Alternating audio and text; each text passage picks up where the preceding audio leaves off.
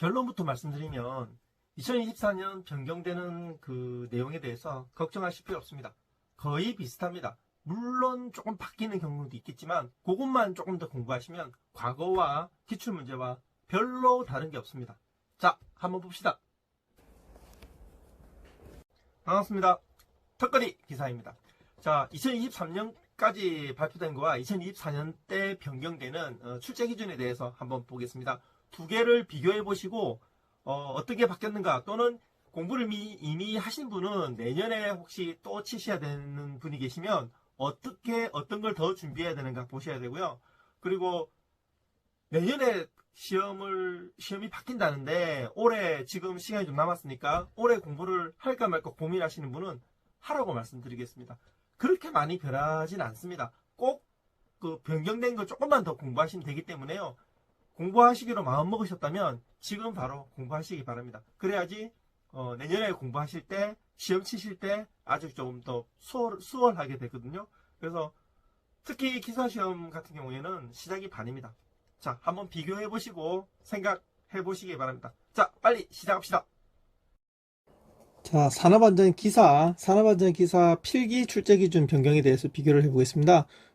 왼쪽에 있는 자료는 2022년 1월 1일부터 2023년 12월 31일까지 22년, 23년 2년간의 자료고요. 우측에 있는 거는 안전기사 2024년 1월 1일부터 2026년 12월 31일까지, 즉 24, 25, 26, 3년간 자료입니다. 두 개를 비교해 보겠습니다. 24년부터는 많이 바뀐다고 걱정하시는 분들이 많은데, 결론부터 말씀드리면 그렇게 걱정 안 하셔도 됩니다. 자, 그걸 한번 비교해 보겠습니다. 먼저 안전관리론이 산업재해 예방 및 안전보건교육으로 제목이 바뀌었네요. 제목은 바뀌었는데 한번 내용을 한번 보도록 하겠습니다. 그 전에 이제 직무 내용을 비교를 해보면요. 먼저 산업재해 예방 계획 수립에 관한 사항이랑 작업 환경 점검 개선에 관한 사항, 근로자 안전교육 등에 관련 훈련 등에 관련 사항에 대해서 나오고요. 개정된 것도 보면요. 산업재해 예방 계획 수립 관련된 거고요. 그리고 사고 사례, 근로자 안전교육 훈련 등을 수행하는 직무이다. 별 내용이 없죠. 첫 번째 안전관리론이 산업재해 예방 및 안전보건교육으로 바뀌었는데요. 처음부터 안전과 생산, 안전관리, 조금 말은 바뀌는 것 같은데요.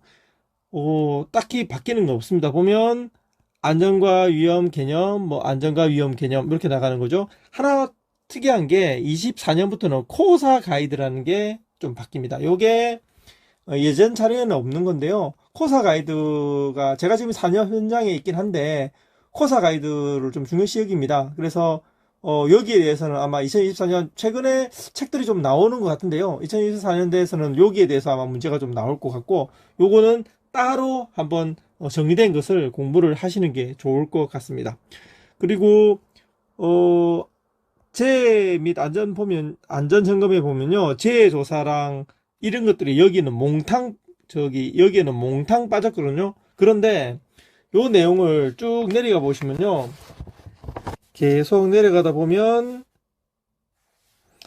기계기구 설비 및 안전관리에 보면 여기에 바로 재해조사라는 게 나오거든요. 재해조사라는 게 나오는 게 재해조사의 목적, 재해조사 시 유의사항, 재해 발생 시 조치사항, 똑같은 내용이죠. 여기 있는 거랑. 이게 첫 번째 안전관리론의 얘기가 없어졌다 뿐이지, 결국은 1번 문제가 15번 문제로 나오고 이런 문제거든요. 여기에 결국은 다 나온다고 보시면 되겠습니다. 자, 그럼 계속 비교를 해볼까요?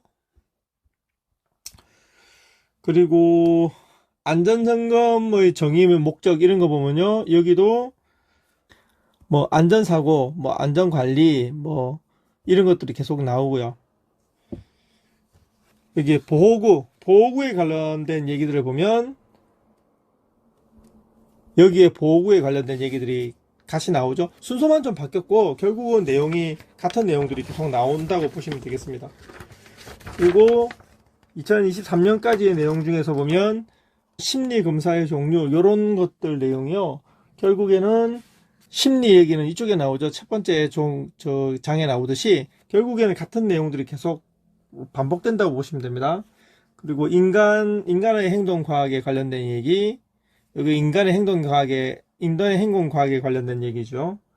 그리고 집단과 리더십 같은 것도 집단과 리더십 그대로 다 나오고요.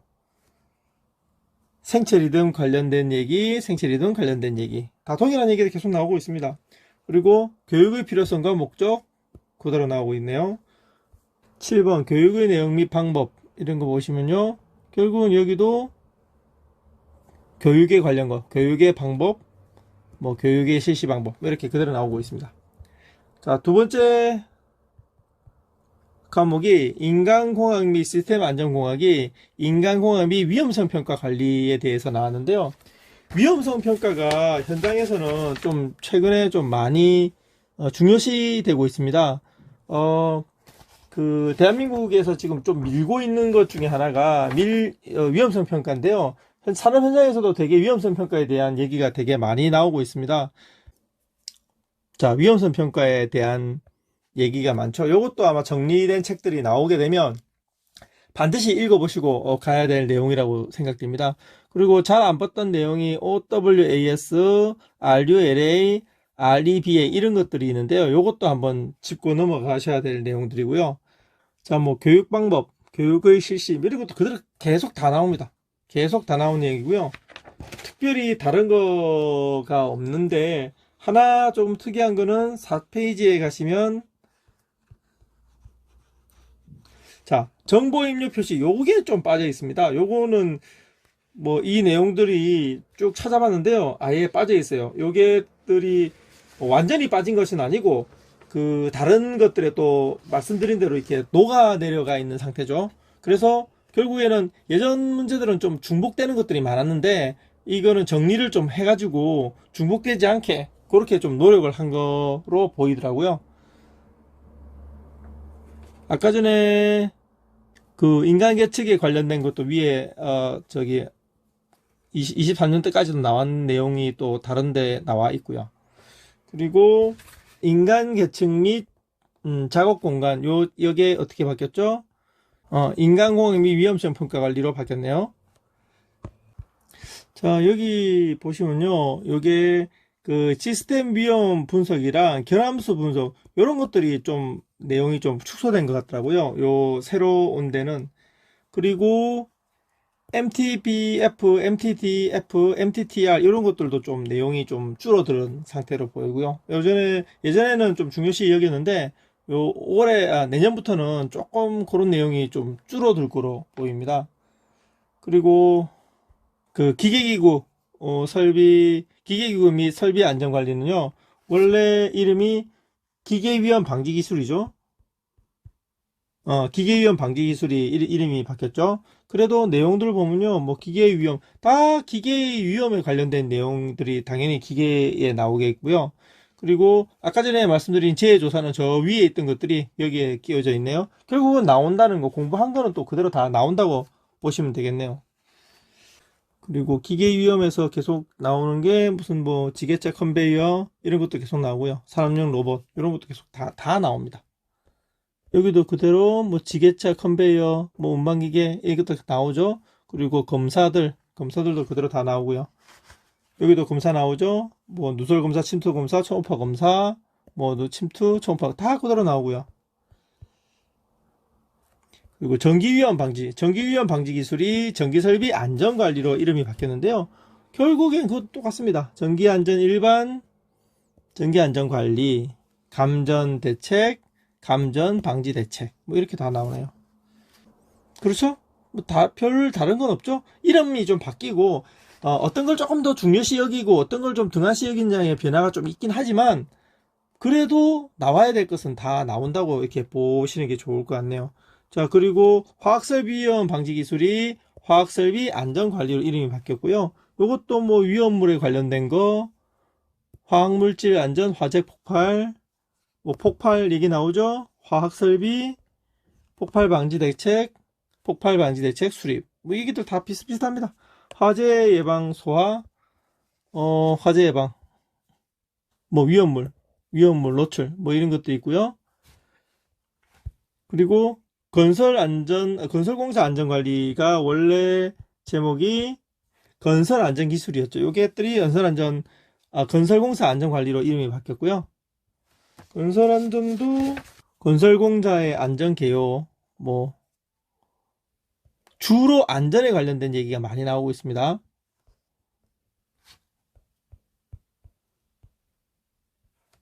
뭐 무너짐, 뭐 떨어짐, 비계, 작업 통로 뭐 이런 것들이 그대로 또 나오고요. 건설업 안전관리, 추락, 떨어짐이 추락이네요. 추락, 뭐 붕괴, 낙하, 비례, 흙막이, PC공법에도 그대로 나오고요. 자, 이렇게 나옵니다. 실기고요. 자, 이게 보시면요, 2024년부터는 뭐 3년 동안 내용이 되어 있는데요. 결국에는 지금 하시는 것도 내년에 그대로 나온다고 보시고요.